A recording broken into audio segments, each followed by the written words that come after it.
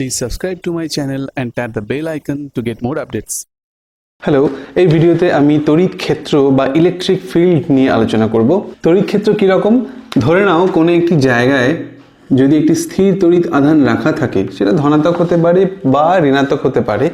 এই ধনাত্মক আধান যদি রাখা থাকে তাহলে তার চারপাশে একটা তড়িৎ ক্ষেত্রের সৃষ্টি হয়।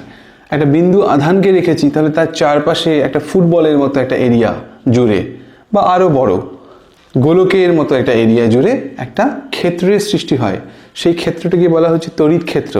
এবার সেই তড়িৎ ক্ষেত্রে যদি অন্য কোনো একটা আধানকে, ছোট্ট একটা আধানকে, এর তুলনায় মানের দিক দিয়ে ছোট, আকারের দিক দিয়েও ছোট একটি আধানকে যদি আনা হয় এবং সেটা যদি ধনাত্মক হয়ে থাকে, ধনাত্মক হলে কী হবে? বিকর্ষণ করবে, ঋণাত্মক হলে আকর্ষণ করবে। আমরা সবসময়ের জন্য কী করি? এই ধনাত্মক আধান দিয়ে, এটা যদি ধনাত্মক নিই তাহলে একটা ছোট্ট আধান যেটা আনছি সেটাকে বলা হয় টেস্ট চার্জ বা পরীক্ষামূলক আধান। এই টেস্ট চার্জটা যদি ধনাত্মক হয় তাহলে ব্যাখ্যা করতে সুবিধা হয়, বুঝতে সুবিধা হয়। তাহলে এই তড়িৎ ক্ষেত্রের মধ্যে যদি একটা ধনাত্মক আধানকে আনি তাহলে কী হবে? এই আধানটি একে বিকর্ষণ করবে, ঠেলে বাইরের দিকে পাঠাবে। এবং কীভাবে ঠেলবে? এদিকে ওদিকে নয়, একদম এর ব্যাসার্ধ বরাবর সোজা বাইরের দিকে ঠেলবে। আর একটা আধানকে যদি এখানে আনি টেস্ট চার্জ প্লাস, তাহলে কী হবে? এ তার ব্যাসার্ধ বরাবর বাইরের দিকেই একে ঠেলে বাইরের দিকে পাঠানোর চেষ্টা করবে। যদি এটা বিপরীতধর্মী আধান হয় মাইনাস চার্জ, তাহলে ঠিক ব্যাসার্ধ বরাবরই ওর দিকে টেনে নেবে। এবার দেখো তড়িৎ ক্ষেত্র কাকে বলে। আমরা জানি যে কোনো দুটো আধান যদি একটা আরেকটা আধানের তড়িৎ ক্ষেত্রের মধ্যে চলে আসে তাহলে তারা পরস্পরের উপর বল প্রয়োগ করে এবং এই ক্রিয়াশীল বলের মান কুলম্বের সূত্র থেকে আমরা জেনেছি। স্পেশালি টেস্ট চার্জ বা পরীক্ষামূলক আধানটা যদি একক আধান বিশিষ্ট হয়, যদি সিজিএসে আমরা এই ব্যাপারটাকে ব্যাখ্যা করি তাহলে বলবো যদি টেস্ট চার্জ হয় এক ইএসইউ আধান বিশিষ্ট, আর যদি এসআই পদ্ধতি দিয়ে ব্যাখ্যা করি তাহলে বলবো যদি টেস্ট চার্জের মানটা হয় 1 কুলম্ব, তাহলে কি হচ্ছে? তার উপরে এই আধানটি যে বল প্রয়োগ করবে সেই ক্রিয়াশীল বলটাকেই বলা হবে তড়িৎ ক্ষেত্র প্রাবল্য, অর্থাৎ ওই বিন্দুতে তড়িৎ ক্ষেত্রের প্রাবল্য। কারণ তড়িৎ ক্ষেত্রের প্রাবল্যটা আধান থেকে দূরত্বের উপরও নির্ভর করে। সেই জন্য আমরা কি করছি? যদি একক ধনাত্মক আধানকে তড়িৎ ক্ষেত্রের কোনো বিন্দুতে আনি, তড়িৎ ক্ষেত্র ধরে এতটা জায়গা জুড়ে ছড়িয়ে আছে, তার মধ্যে কোনো একটা বিন্দু আধান যেটা একক আধান বিশিষ্ট তাকে যদি এখানে আনা হয়, তার উপরে এই আধানটি যতটা বল প্রয়োগ করবে সেটাকে বলা হবে তড়িৎ ক্ষেত্র প্রাবল্য সেই বিন্দুতে। যদি একে আরও কাছে আনি তাহলে এইখানে আনলে পরে তড়িৎ ক্ষেত্র প্রাবল্যের মান পাল্টে যাবে, আরও কাছে যদি আনি তাহলেও প্রাবল্যের মান পাল্টে যাবে। এবার দেখো তড়িৎ ক্ষেত্র প্রাবল্য কীভাবে বার করছি। কুলম্বের সূত্র থেকে আমরা জানি F = 1/4πε0 কিউ। যদি এই আধানটির মান হয় বড় কিউ, আর টেস্ট চার্জ সেটা যদি Q0 হয় তাহলে কিউ গুণ Q0/r², যদি দূরত্বটা r হয়ে থাকে। এবার এই তড়িৎ ক্ষেত্র প্রাবল্যের যে সংজ্ঞাটা দিলাম সেখানে বলা হচ্ছে কি, যদি টেস্ট চার্জটি হয় একক ধনাত্মক আধান তাহলে Q0 হবে 1, এসআইতে যদি বলছি তাহলে 1 কুলম্ব। তাহলে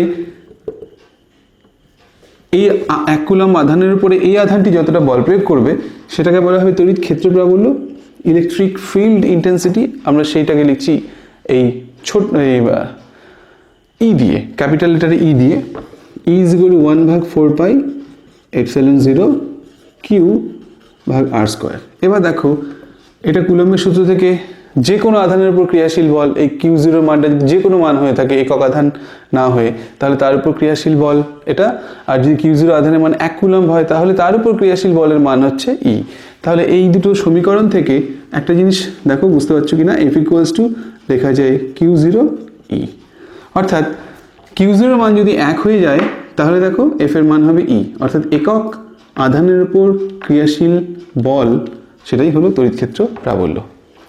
এবার ই এর মানটা আর এর উপরও নির্ভর করে, অর্থাৎ আধানের কেন্দ্রবিন্দু থেকে যে দূরত্ব তার উপর নির্ভর করছে। দূরত্ব যত বেশি হবে তড়িৎ ক্ষেত্র প্রাবল্যের মান তত কমতে থাকবে। একটা সময় পর তড়িৎ ক্ষেত্র প্রাবল্য শূন্য হবে। কোথায় শূন্য হবে?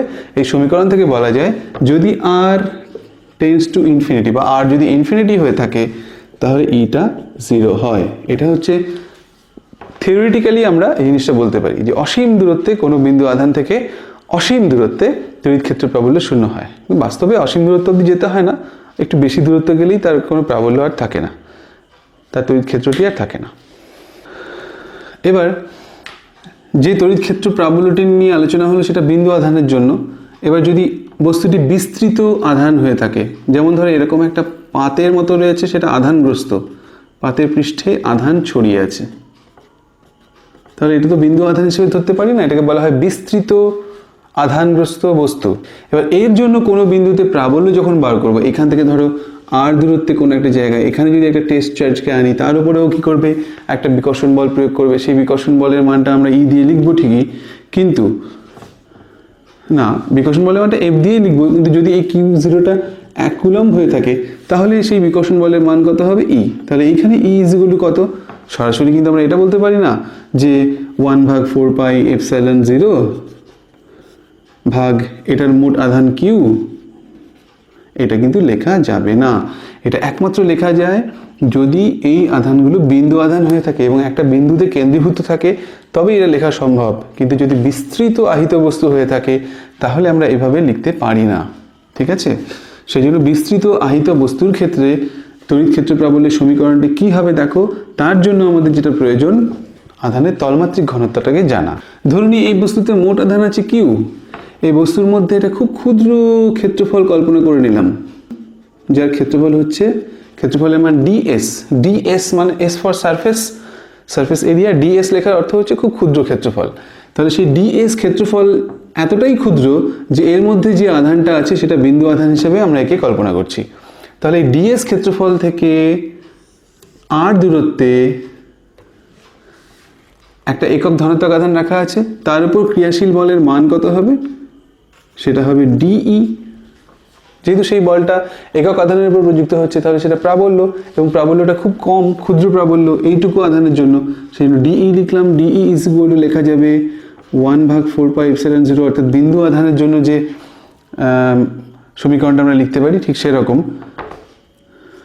ডিকিউ ভাগ আর স্কোয়ার। আচ্ছা, ধরে নিচ্ছি এখানে ডিকিউ পরিমাণ আধান আছে, এই হলো। এবার যদি বিস্তৃত আহিত বস্তুটি সমস্ত আধানটাকে কল্পনা করি, তার জন্য যদি ভাবি, তাহলে কি হবে সেটা দেখো। এই ডিকিউটা আগে ভেঙে নিই, এই অংশটুকুর ক্ষেত্রফল ডিএস, প্রতি একক ক্ষেত্রফলে যে আধান সেটা সিগমা দিয়ে লিখি আমরা, আগে চ্যাপ্টারেই বলেছি। সিগমা ডিএস লিখতে পারবো, ডিকিউ ইজ ইকুয়াল টু, পাশে উল্লেখ করে দিলাম, DQ is equal two sigma DS ভাগ আর স্কোয়ার। অতএব এই গোটা বস্তুটির জন্য এই বিন্দুতেই, আর দূরত্বে এই বিন্দুটাতে কত প্রাবল্য হবে, সেটার জন্য কি করতে পারি, E is equal to 1/4πε0 integration sigma dS. এই ইন্টিগ্রেশনটা হবে সারফেস ইন্টিগ্রেশন বলে, তোমরা পরে বড় হয়ে জানতে পারবে সারফেস ইন্টিগ্রেশনটা কি। এই তল বরাবর মোট আধান বের করার একটা পদ্ধতি, surface integral of sigma DS. এবার দেখো, যদি বিস্তৃত বস্তুটি রৈখিক হয়ে থাকে, এরকম একটা পরিবাহী তার আছে, এরকম এ যদি থাকে, তাহলে এতে কিছু পরিমাণ আধান দেওয়া হলো বা একে আধানগ্রস্ত করা হলো, এর মোট আধানের পরিমাণ হলো কিউ। কিন্তু এটা যেহেতু বিন্দু আধান নয়, এখানে অসংখ্য বিন্দু আধান মিলে মিলে মিলে মিলে তৈরি হয়েছে এই কিউ আধানগ্রস্ত বস্তুটির মোট আধান কিউ হয়েছে। তাহলে এইখান থেকে আর দূরত্বে এই জায়গাটায় ক্ষেত্র প্রাবল্য কত হবে, আমি ধরে নিচ্ছি এইখানে যে টেস্ট চার্জটা আছে তার মান হচ্ছে 1 কুলম্ব। তার 1 কুলম্ব আধানের উপর ক্রিয়াশীল বলটাই তো ক্ষেত্র প্রাবল্য। তবে সেই ক্ষেত্র প্রাবল্যের মানটা কত হবে সেটা বার করার জন্য কি করব, আমরা জানি ক্ষেত্র প্রাবল্য বার করার যে সূত্র, এর আগেও বলেছি আরেকবার বলছি, ক্ষেত্র প্রাবল্য বার করার যে সূত্রটি সেটি হলো, এটা কখন প্রযোজ্য, যখন বিন্দু আধান হবে। কিন্তু বিন্দু আধান না হয়ে যদি বিস্তৃত আধান হয়, তাহলে আমরা এটা কিন্তু লিখতে পারি না। তাহলে কি করব, এখানে ধরে নিচ্ছি এই বিস্তৃত বস্তুর মধ্যে ক্ষুদ্র একটা অংশ, খুব ক্ষুদ্র, যার দৈর্ঘ্য খুবই কম, দৈর্ঘ্যের মান হলো ডিএল। এই ডিএল ক্ষুদ্র অংশে আধানের পরিমাণ ধরে নিলাম ডিকিউ, এবং প্রতি একক দৈর্ঘ্যে এই যে পরিবাহীটা আছে তার প্রতি একক দৈর্ঘ্যে আধানের পরিমাণ হলো ল্যামডা। এটা একটা নতুন সিম্বল, গ্রিক অ্যালফাবেট ল্যামডা। একক দৈর্ঘ্যে আধানের পরিমাণ যদি ল্যামডা হয়, তাহলে ডিএল দৈর্ঘ্যে আধানের পরিমাণ কত হবে, ল্যামডা গুণ ডিএল, এইটাই হলো ডিকিউ। এই DQ is equal two sigma DL যদি হয়ে যায়, তাহলে দেখো এটাকে বিন্দু আধান হিসেবে কল্পনা করা যায়। এবার বিন্দু আধান থেকে r দূরত্বে একক আধান রাখা আছে, তার উপর ক্রিয়াশীল বলের মান কত? নিশ্চয়ই খুব কম, সেই জন্য এটাকে ডিই লিখছি। DE is equal to 1/4πε0 dq ভাগ r স্কোয়ার, और dE is equal to 1/4πε0 lambda dl ভাগ r স্কোয়ার। এবার গোটা পরিবাহীটার জন্য যদি বের করতে হয়, তাহলে মোট প্রাবল্য এই r দূরত্বের এই বিন্দুতে মোট প্রাবল্য কত হচ্ছে? ইজ ইকুয়াল টু 1/4πε0, এটাকে বলা হয় লাইন ইন্টিগ্রাল, সি দিয়ে লেখা হয় ইন্টিগ্রেশন সি ল্যামডা ডিএল ভাগ r স্কোয়ার। এই হচ্ছে তড়িৎ ক্ষেত্র প্রাবল্য, বিস্তৃত বস্তুর ক্ষেত্রে তড়িৎ ক্ষেত্র প্রাবল্য বার করার পদ্ধতি। এবার এমন একটা বস্তু নিলাম যেটা একটা সলিড বা দৃঢ় বস্তু, ত্রিমাত্রিক সলিড। তাহলে কি হচ্ছে, সেখানে আমি যদি কিউ পরিমাণ আধান দিই, আধান তো চারিদিকে তার পৃষ্ঠ বরাবর ছড়িয়ে যাবে, এবং সেই বস্তু থেকে r দূরত্বে, বস্তুর কেন্দ্র থেকে ধরো r দূরত্বে তড়িৎ ক্ষেত্র প্রাবল্য বার করতে হবে। তাহলে কিভাবে বার করব? এইখানে যেটা করতে হবে, এখানে আমাদের যেটা প্রয়োজন সেটা হচ্ছে আধানের আয়তন মাত্রিক ঘনত্ব জানতে হবে। সেটা কীরকম? ধরে নিচ্ছি এর ভিতরে একটা ছোট্ট একটা আয়তন আছে, ছোট্ট একটা আয়তনের একটা ক্ষুদ্র অংশ কল্পনা করছি, যার আয়তনের মান হচ্ছে ডিভি, এবং এতে যে আধান জমা হয়ে আছে সেটা হচ্ছে ডিকিউ। তাহলে ডিকিউ আধান থেকে এই বিন্দুর দূরত্ব আর, তাহলে আর দূরত্বে থাকা এই বিন্দুতে প্রাবল্য নিশ্চয়ই খুব কম হবে। এইটা হচ্ছে গোটা বস্তুটির জন্য, আর এই ক্ষুদ্র অংশের জন্য প্রাবল্য ডিই। এই ডিই এর মান কত হবে সেটা আমরা বিন্দু, তাহলে দেখো একে বিন্দু আধান ধরে নেওয়া যায়। এই দুটো বিন্দু আধানের মধ্যে দূরত্ব আর, তাহলে এই আধানটির জন্য এইখানে ক্ষেত্র প্রাবল্য হবে dE is equal to 1/4πε0 dq ভাগ আর স্কোয়ার। পরের লাইনে লিখছি 1/4πε0 রো ডিভি আর স্কোয়ার। দেখো এখানে রোটাকে বলা হচ্ছে আধানের আয়তন মাত্রিক ঘনত্ব, অর্থাৎ প্রতি একক আয়তনে আধানের পরিমাণ।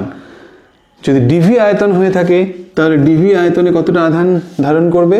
রো গুণ ডিভি, এটাকেই আমরা ডিকিউ হিসেবে লিখছি। তাহলে dq is equal to rho dv, এখানে লিখে দিলাম। আচ্ছা, তাহলে গোটা বস্তুটির জন্য এইখানে ক্ষেত্র প্রাবল্য কত হবে সেটা বার করার জন্য যেটা করতে হবে সেটা E is equal to integration dE, কারণ এরকম ছোট ছোট ছোট ছোট অনেক ছোট ছোট আয়তন পাবো, প্রত্যেকটার জন্য এখানে ক্ষেত্র প্রাবল্য বের করতে পারবো। বের করে তাদের সমষ্টি যদি করি, সেটাকে আমরা একবারে ইন্টিগ্রেশন দিয়ে দেখাই, তাহলে E is equal to dE is equal to 1/4πε0 integration rho dV ভাগ আর স্কোয়ার। এখানে এই ইন্টিগ্রেশনটাকে নিচে ভি লেখা হয়, এটাকে বলা হয় ভলিউম ইন্টিগ্রাল বা আয়তন সমাকল। এটা পরে জানতে পারবে কী করে আয়তন সমাকল বের করতে হয়, কিন্তু বের করার প্রসেসটা এরকম। এবার তিনটে জিনিস বলে রাখি। আধানের রৈখিক ঘনত্ব,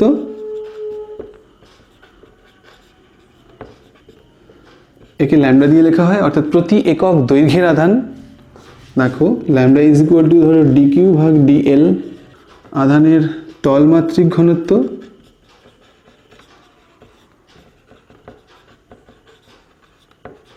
একে আমরা সিগমা দিয়ে লিখব। সিগমা ইজ ইকুয়াল টু হচ্ছে আধান ভাগ পৃষ্ঠতলের ক্ষেত্রফল। আধানের আয়তন মাত্রিক ঘনত্ব,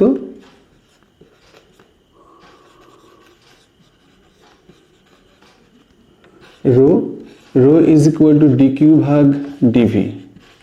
ব্যাস, এই তিনটে জিনিস মনে রাখবে, এই তিনটে জিনিসের ব্যবহার আমরা করব। এখন যেটা বলবো সেটা হচ্ছে তড়িৎ বলরেখা বা ইলেকট্রিক ফিল্ড লাইন্স। এটা খুব ইন্টারেস্টিং একটা জিনিস। খুব ভালো করে যদি এটা নিয়ে ভাবা যায় বা বোঝা যায়, তাহলে স্থির তড়িতের অনেক ঘটনার ব্যাখ্যা আমরা এর সাহায্যে দিতে পারি, এবং অনেক কিছু ব্যাখ্যা করতে গেলে কনফিউশন হয় মনের মধ্যে, সেই জিনিসগুলো কিন্তু আমরা খুব ভালোভাবে ক্লিয়ারলি ওই আইডিয়াগুলো আমরা দিতে পারবো, বা আমাদের ধারণা অনেক পরিষ্কার হবে যদি এটা ভালো করে বোঝা যায়। ইলেকট্রিক ফিল্ড লাইন্স বা তড়িৎ বলরেখা কি, প্রথমত বলে রাখি এর আগে যেমন বলেছি যে কোনো একটি আধানকে যদি একটি জায়গায় রাখা হয় তাহলে সেই আধানটির জন্য তার চারপাশে একটি তড়িৎ ক্ষেত্রের সৃষ্টি হয় এবং সেই তড়িৎ ক্ষেত্রের প্রত্যেকটা বিন্দুতে তড়িৎ ক্ষেত্রের প্রাবল্যের মান কিন্তু সমান হয় না। আমরা দেখেছি তড়িৎ ক্ষেত্র প্রাবল্যের সমীকরণ যেটা কুলম্বের সূত্রের সঙ্গে প্রায় এক, কিন্তু একটা জায়গায় তফাৎ, সেটা হচ্ছে দুটো আধানের মধ্যে একটি হচ্ছে একক আধান। সেই জন্য সমীকরণটিকে এভাবে লিখছি, দেখো স্পষ্ট যেটা বোঝা যাচ্ছে ই আর স্কোয়ারের সঙ্গে ব্যস্তানুপাতিক। তাহলে আর হচ্ছে এই আধানটির জন্য আর হলো এই আধানটি থেকে দূরত্ব। তড়িৎ ক্ষেত্রের মধ্যে দূরত্ব যত বাড়বে, যত বেশি দূরে যাব, তত এই ক্ষেত্র প্রাবল্যের মানটা কমতে থাকবে এবং যত কাছে আসবে তত ক্ষেত্র প্রাবল্যের মান বাড়তে থাকবে। আমি বলেছিলাম যে একটি টেস্ট চার্জ বা Q0 আধানকে যদি এখানে আনা হয়, এ যদি এখানে থাকে আর এইখানে থাকে, তাহলে বেশি বল প্রযুক্ত হবে এইখানে, অর্থাৎ ক্ষেত্র প্রাবল্যের মান এইখানে যদি E1 হয়, এইখানে যদি E2 হয়, তাহলে E1 E2 তুলনায় বেশি। এবার এই প্লাস আধানের জন্য কি হচ্ছে, প্লাস আধান থেকে এর চারিপাশে একটা তড়িৎ ক্ষেত্রের সৃষ্টি হচ্ছে। যদি একটি একক আধানকে এই তড়িৎ ক্ষেত্রের মধ্যে রাখা হয়, একক ধনাত্মক আধানকে, তাহলে সেই আধানটি বাইরের দিকে একটা বল অনুভব করবে, অর্থাৎ এই আধান থেকে দূরে সেটাকে ঠেলে দেওয়ার চেষ্টা করবে। আচ্ছা, এই প্লাস আধান, এবার যদি একটা মাইনাস আধানকে এখানে রাখি, তাহলে সে কি করছে, একটা একক ধনাত্মক আধানকে সে নিজের দিকে আকর্ষণ করবে। এবার তড়িৎ বলরেখার ব্যাপারটা হচ্ছে যে কোনো বিচ্ছিন্ন আধান, আমরা এদেরকে বিচ্ছিন্ন আধান হিসেবে ধরছি, মানে এর সঙ্গে এর কোনো সম্পর্ক নেই, এই আলাদা ও আলাদা। তাহলে একটা বিচ্ছিন্ন ধনাত্মক আধান থেকে তড়িৎ বলরেখাগুলো সবসময় লম্বভাবে বাইরের দিকে নির্গত হতে থাকে, সুষমভাবে ব্যাসার্ধ বরাবর বাইরের দিকে ক্রিয়াশীল। আর ঋণাত্মক আধানের ক্ষেত্রে সেই একই ছবি, শুধু ডিরেকশনটা উল্টো, অর্থাৎ তড়িৎ বলরেখাগুলো ভেতরের দিকে আকৃষ্ট হয়। তড়িৎ বলরেখা বলতে এমন একটি কাল্পনিক রেখা বোঝায় যে রেখার উপরে কোনো বিন্দুতে একটি স্পর্শক আঁকলে সেই স্পর্শকটি ওই বিন্দুতে তড়িৎ ক্ষেত্র প্রাবল্যের অভিমুখ বোঝায়। এবার এরকম দুটো বিচ্ছিন্ন আধানকে যদি কাছাকাছি আনা হয়, তাহলে দেখা যাবে এই আধানটি ধনাত্মক আধান থেকে তড়িৎ বলরেখাগুলো নির্গত হয়ে ঋণাত্মক আধানে প্রবেশ করছে।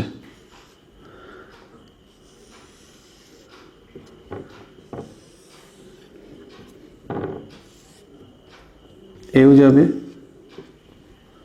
এও যাবে, যদি এরা পাশাপাশি থাকে বা কাছাকাছি থাকে।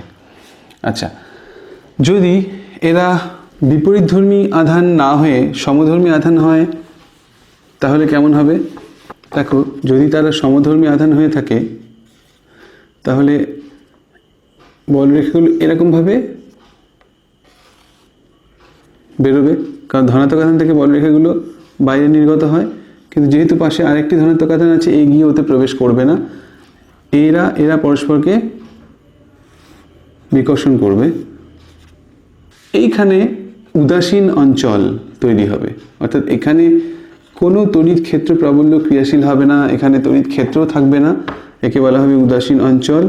এই উদাসীন অঞ্চলে কোনো বিন্দু বস্তুকে রাখলে সে কোনো বল অনুভব করবে না। অর্থাৎ যদি দুটো সমধর্মী আধান, সমপরিমাণ আধান পরস্পর থেকে নির্দিষ্ট দূরত্ব বজায় রাখে এবং তাদের মাঝখানে যদি আমি একটি টেস্ট চার্জ রাখি, সেটা ধনাত্মক হোক বা ঋণাত্মক হোক, সে কিন্তু কোনো বল অনুভব করবে না। কারণ যদি এটা ধনাত্মক আধান হয়ে থাকে, এ ওকে ঠেলবে, ও একে ঠেলবে, দুটো বলের মান পরস্পর সমান এবং বিপরীতমুখী হবে, এই আধানটি এখানে স্থির হয়ে থাকবে। যদি এটা ঋণাত্মক আধান হয়ে থাকে, তাহলে এ ওকে আকর্ষণ করবে, এও ঠিক ততটা বলে ওকে আকর্ষণ করবে, দুটো বল পরস্পর সমান ও বিপরীতমুখী হবে, তাহলে এই আধানটি ওখানে স্থির হয়ে থাকবে, সাম্য অবস্থায় থাকবে। তো সেটা আমরা বলরেখা দিয়ে ব্যাখ্যা করতে পারি, কারণ দুটো সমধর্মী আধান, তাদের ঠিক মাঝখানে একটা উদাসীন অঞ্চল তৈরি হয়, সেখানে কোনো আধান রাখলে সে ধনাত্মক হোক বা ঋণাত্মক হোক, সে কোনো বল অনুভব করবে না। একইভাবে যদি এটা ঋণাত্মক আধান হয়ে থাকে, তাহলে ব্যাপারটা একই ঘটবে, শুধু এই বলরেখার অভিমুখগুলো হবে অন্তর্মুখী, ধনাত্মক আধানের বেলায় যেমন বহির্মুখী দেখানো হয়েছে, এখানে অন্তর্মুখী হবে। এবার তড়িৎ বলরেখার কিছু ধর্ম আছে। তড়িৎ বলরেখার ধর্মগুলো হচ্ছে, তড়িৎ বলরেখাগুলো ধনাত্মক আধান থেকে শুরু করে ঋণাত্মক আধানে গিয়ে শেষ হয়, এবং বিচ্ছিন্ন ধনাত্মক আধান হলে আধানের ক্ষেত্রে বলরেখাগুলি আধান থেকে শুরু করে অসীমে গিয়ে শেষ হয়, এবং বিচ্ছিন্ন ঋণাত্মক আধান হলে অসীম থেকে শুরু করে ওই আধানে এসে গিয়ে শেষ হবে। এবং দুটি বলরেখা কখনোই পরস্পরকে ছেদ করে না। ধরো এই একটা বলরেখা আছে এবং আরও একটা বলরেখা এরকমভাবে গেছে, তাহলে দুটি বলরেখা কখনোই পরস্পরকে ছেদ করে না। কেন? তার একটাই কারণ তড়িৎ বলরেখার সংজ্ঞা বলার সময় বলেছি যে তড়িৎ বলরেখার উপরে আঁকা যে কোনো বিন্দুতে একটা স্পর্শক যদি আঁকা হয়, তাহলে সেই স্পর্শক বরাবর তড়িৎ ক্ষেত্র প্রাবল্য বোঝানো হয়, এবং তড়িৎ ক্ষেত্র প্রাবল্য একটি নির্দিষ্ট বিন্দুতে একটি নির্দিষ্ট মানেরই হবে এবং তার দিকও নির্দিষ্টই হবে। তাহলে এরা যদি পরস্পরকে ছেদ করে, তাহলে ক্ষেত্র প্রাবল্যের আমরা দুটো অভিমুখ পাই, যেটা বাস্তবে সম্ভব না। একটা নির্দিষ্ট বিন্দুতে ক্ষেত্র প্রাবল্য দুরকম, এটা হতে পারে না। সেই জন্য তড়িৎ বলরেখাগুলো পরস্পরকে ছেদ করে না। আর তড়িৎ বলরেখাগুলি আহিত বস্তুকে লম্বভাবে স্পর্শ করে। দেখো, লম্বভাবে, কখনো তেরছাভাবে বেরোবে না, লম্বভাবে নির্গত হয়। পরাবৈদ্যুতিক পদার্থ কি জিনিস? পরাবৈদ্যুতিক পদার্থ যে সমস্ত পদার্থগুলো মধ্যে কোনো মুক্ত ইলেকট্রন থাকে না, এদের মধ্যে মুক্ত ইলেকট্রন থাকে না। উদাহরণ হিসেবে বলা যায় কাঠ, কাঁচ, কাগজ, এবনাইট দণ্ড, এগুলো কিন্তু তড়িতের সুপরিবাহী নয় এবং এদের মধ্যে মুক্ত ইলেকট্রন থাকে না। এদেরকে ঘর্ষণ যদি ঘটানো যায়, কোনো পশম বা রেশম দিয়ে যদি ঘষা হয়, তাহলে তাদের মধ্যে কিছু আধান আবিষ্ট হয়, কিন্তু এদের মধ্যে কোনো মুক্ত আধান থাকে না বা ফ্রি ইলেকট্রন থাকে না। এই জন্য এটা তড়িতের অপরিবাহী বা কুপরিবাহী হয়ে থাকে। তাহলে পরাবৈদ্যুতিক পদার্থ সাধারণত দু রকমের। একটা হচ্ছে মেরুবর্তী পদার্থ, অর্থাৎ পোলার মেটেরিয়াল, আর এটা হচ্ছে অমেরুবর্তী পদার্থ বা নন পোলার মেটেরিয়াল। একটা উদাহরণ দিই, H2O বা জল, জলের একটা অণুর মধ্যে ঋণাত্মক আধানও আছে, যেমন H+, OH-, ধনাত্মক আধানও আছে, ঋণাত্মক আধানও আছে।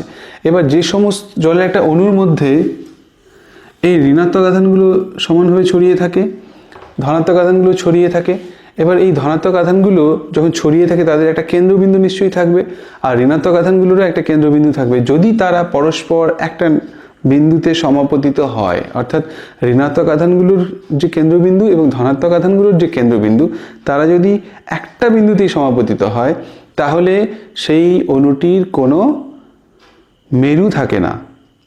আর যদি তারা ধনাত্মক আধানগুলোর কেন্দ্রবিন্দু এবং ঋণাত্মক আধানগুলোর কেন্দ্রবিন্দু যদি একটা বিন্দুতে সমাপতিত না হয়ে কিছুটা দূরত্ব বজায় রাখে, তাহলে তারা মেরুবর্তী পদার্থে পরিণত হয়। তাহলে আমি যে উদাহরণটি দিয়েছিলাম, জলের ক্ষেত্রে প্লাস আধানগুলো একদিকে এবং মাইনাস আধানগুলো একদিকে, ফলে তাদের মধ্যে একটা মেরু তৈরি হয়েছে, একদিকে ধনাত্মক মেরু, একদিকে ঋণাত্মক মেরু, তাই একে বলা হবে মেরুবর্তী পদার্থ। আর CH4 বা মিথেন, এর ক্ষেত্রে কি হয়, ধনাত্মক আধানগুলোর কেন্দ্রবিন্দু এবং ঋণাত্মক আধানগুলোর কেন্দ্রবিন্দু একটাই বিন্দু, সেই জন্য এর কোনো মেরু থাকে না। তাহলে এটা হচ্ছে অমেরুবর্তী পদার্থ। এবার এই মেরুবর্তী বা অমেরুবর্তী পদার্থগুলোকে যদি একটা বাহ্যিক তড়িৎ ক্ষেত্রের মধ্যে রাখা হয়, তাহলে কি হয়, অনেক সময় দুটো ঘটনা ঘটে। মেরুবর্তী পদার্থগুলো কি হয়, তড়িৎ ক্ষেত্রের অভিমুখ বরাবর নিজেদেরকে সাজিয়ে নেয়, আর অমেরুবর্তী পদার্থগুলোর মধ্যে যে প্লাস আর মাইনাস আধানের সেন্টারটা আছে বা কেন্দ্রটা আছে, সেই দুটো মধ্যে একটা গ্যাপ তৈরি হয়।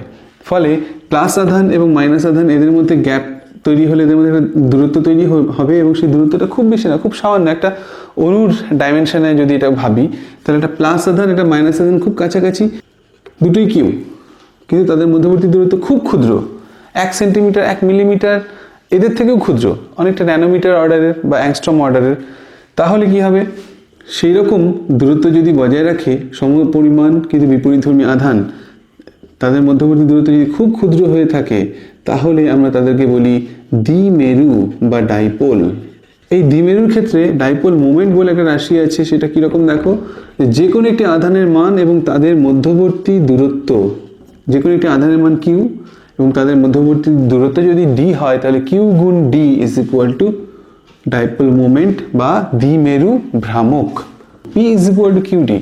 যদি এটাকে ভেক্টরের আকারে লেখা হয় তাহলে কিউ গুণ ডি, দেখো আধান তো স্কেলার রাশি, দূরত্ব যেটা ডি সেটা তো ভেক্টর রাশি, এদের মধ্যে দূরত্বটা, তাই ডি এর উপরে একটা ভেক্টর চিহ্ন হবে। আর এখানে মনে রাখবে এই দ্বিমেরু ভ্রামকের অভিমুখ হচ্ছে ঋণাত্মক আধান থেকে ধনাত্মক আধানের দিকে।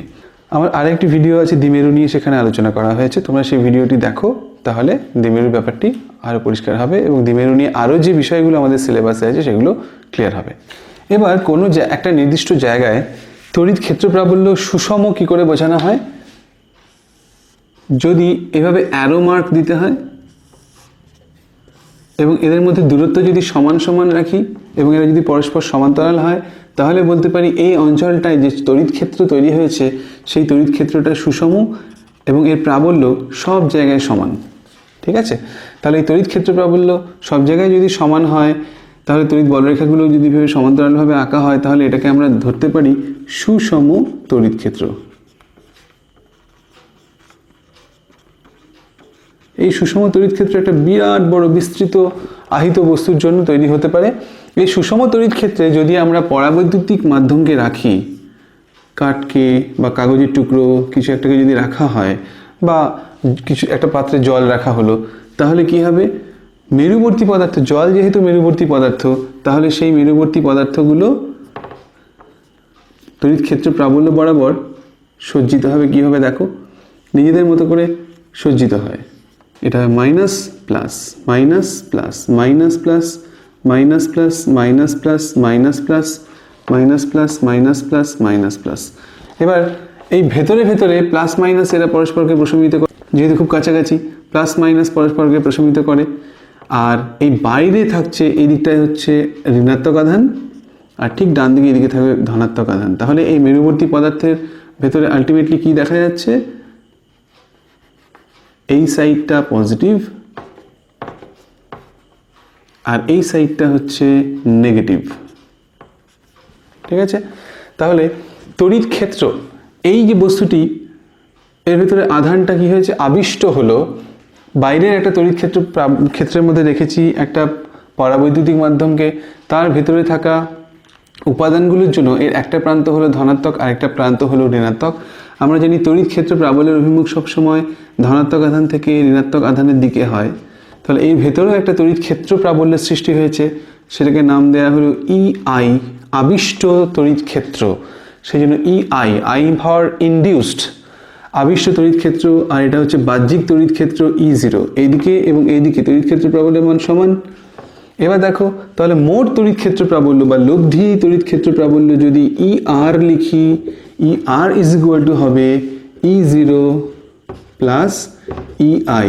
এবার এখানে একটা জিনিস নিশ্চয়ই বুঝতে পারছো, বাহ্যিক তড়িৎ ক্ষেত্রের প্রাবল্যের অভিমুখটা বাম দিক থেকে ডান দিকে, কিন্তু আবেশের ফলে এই যে পরাবৈদ্যুতিক মাধ্যমটি আছে তার ভেতরে তড়িৎ ক্ষেত্র প্রাবল্যের সৃষ্টি হয়েছে, তার জন্য তড়িৎ ক্ষেত্র প্রাবল্যের অভিমুখ ডান দিক থেকে বাম দিকে। এখানে নিশ্চয়ই বুঝতে পারছো E0 আর EI দুটো বিপরীতমুখী। তাহলে যে লব্ধি তড়িৎ ক্ষেত্র প্রাবল্য আমরা এখানে পেয়েছি, সেই লব্ধি তড়িৎ ক্ষেত্র প্রাবল্য যদি মানের দিক দিয়ে বিচার করা হয়, তাহলে এটা সব সময়ের জন্যই E0 থেকে কম, কারণ EIটা E0 বিপরীতমুখী। এবার এই লব্ধি তড়িৎ ক্ষেত্র প্রাবল্য দেখো, আমরা যেটা পেয়েছি যে একটা বস্তু এ কি হলো, তো বাহ্যিক তড়িৎ ক্ষেত্রের মধ্যে রাখা হয়েছে বলেই এর ভেতরে একটা তড়িৎ ক্ষেত্রের সৃষ্টি হয়েছে। তাহলে এই যে ঘটনাটি ঘটছে একে বলা হয় মেরুবর্তিতা বা পোলারাইজেশন। আর এখানে ভেতরে যে ছোট ছোট ছোট ছোট ছোট ছোট দ্বিমেরুগুলো তৈরি হয়েছিল সেগুলোকে বলা হয় ইনডিউসড ডাইপোল। আমরা যদি এখানে মেরুবর্তী পদার্থ না নিয়ে অমেরুবর্তী পদার্থ নিতাম, তাহলেও একই ঘটনাই ঘটবে। তার জন্য এই ক্ষেত্র প্রাবল্যের মানটা হয়তো হেরফের হবে, কিন্তু তাহলেও একই ঘটনাই ঘটবে। এর মধ্যে পোলারাইজেশন হবে বা মেরুবর্তিতার ঘটনাটা ঘটবে, বিপরীতমুখী একটা তড়িৎ ক্ষেত্র প্রাবল্যের সৃষ্টি হবে। বাহ্যিক তড়িৎ ক্ষেত্রের তুলনায় লব্ধি তড়িৎ ক্ষেত্র প্রাবল্যের মান সবসময় কম হবে।